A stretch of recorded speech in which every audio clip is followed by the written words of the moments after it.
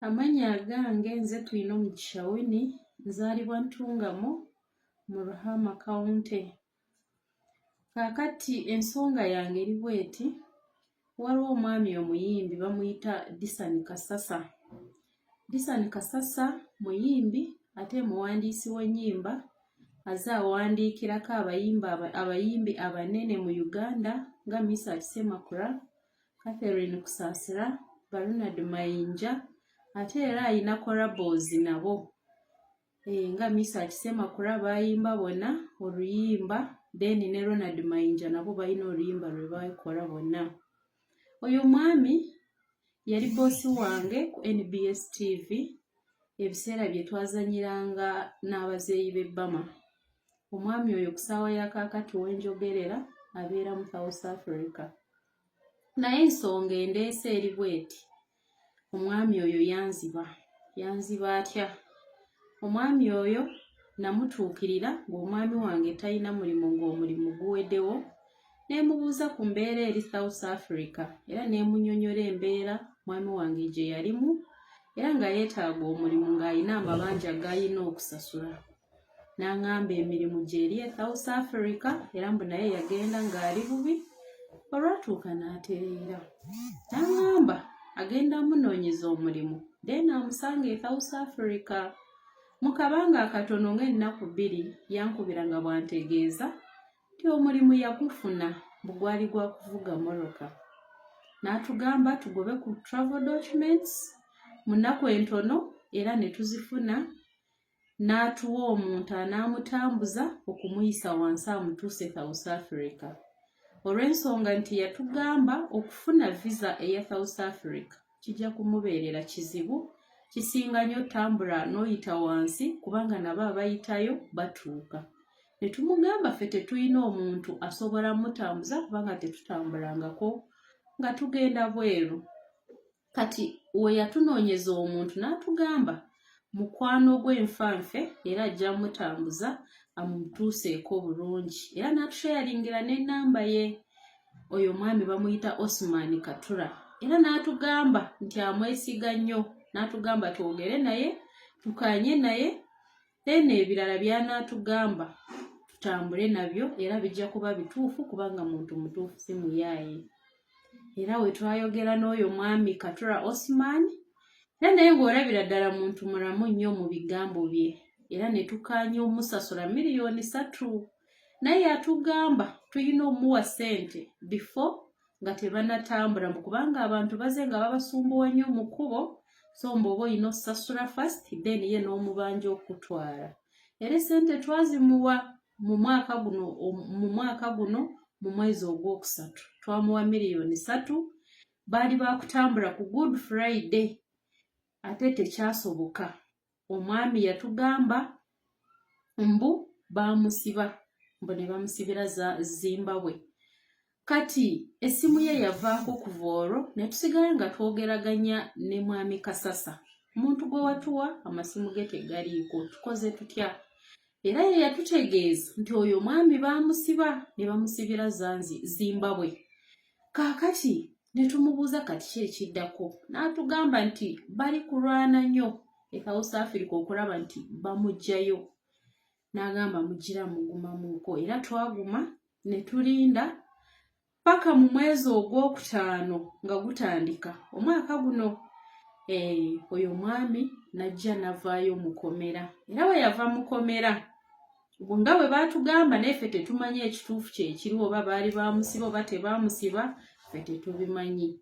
Omwami yatuuka ng'atuweereza mesegi naye yajja n'essimu endala eri empya gye yayina endala.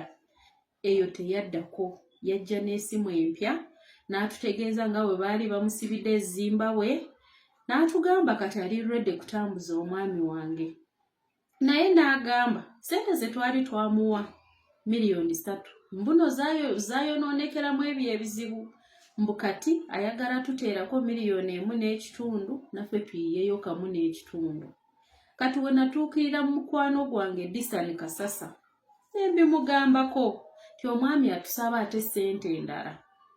N'agamba weziba weeziri mumuwe kubanga naye yafuna obuzibu nga we mubimanyi, tujja mutambuza ne mugamba kale ne tumugamba naye ssente tezirabika era oyo omwami Disani Kasasa n'atugamba munoonyayo tulabe kye tusobola okukola ne tunoonya $1,200,000 n'agamba nange musindikidde $3 ziwere $1,150,000 musobole okutambula mbwolwo mbw'atongerezzaako so ssente we twazimuwa mu Gwokutaano nga gutandika n'agamba bajja ttambula mu wiiki eddako twalinda batambule nga tebatambula ng'atugamba alina by'alinze era we zaatuuka mu nnaku 25 Ogwokutaano n'atugamba South Africa olw'ensonga bali mu kutegeka akalulu ka pulezidenti borders baazigadde tebalina gye bajja oyita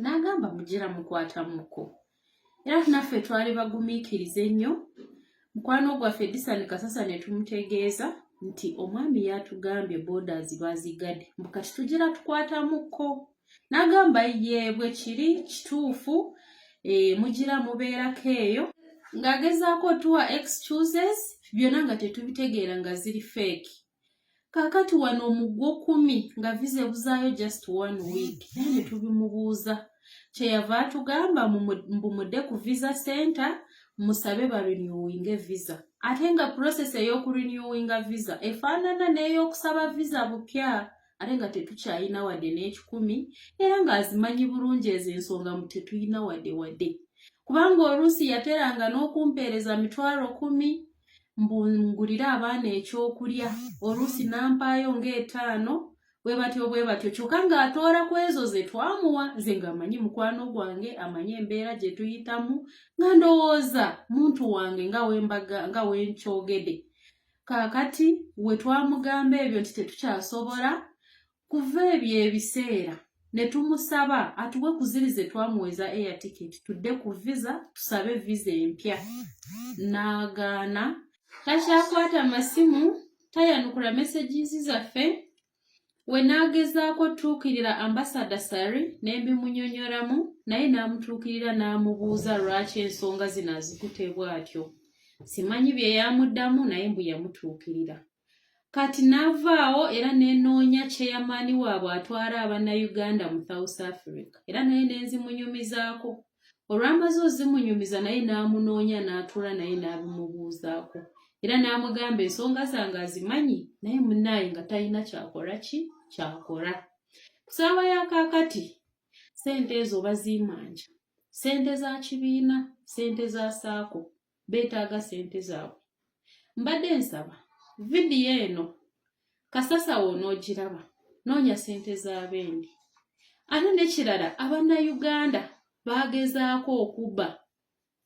baagezaako okulimba nti abafunira emirimu oyo omusajja kati mufeera awedde emirimu era tababba nga bwe yanzibye naye mbadde nsaba ab'amateeka oba poliisi ya Interpol ono omusajja badde nsaba munyambe bamudipotinge akomewo eno e Uganda annyonnyole abantu lwaki abba Abannayuganda banne ate nabo nga baba banoonya okubaawo obulungi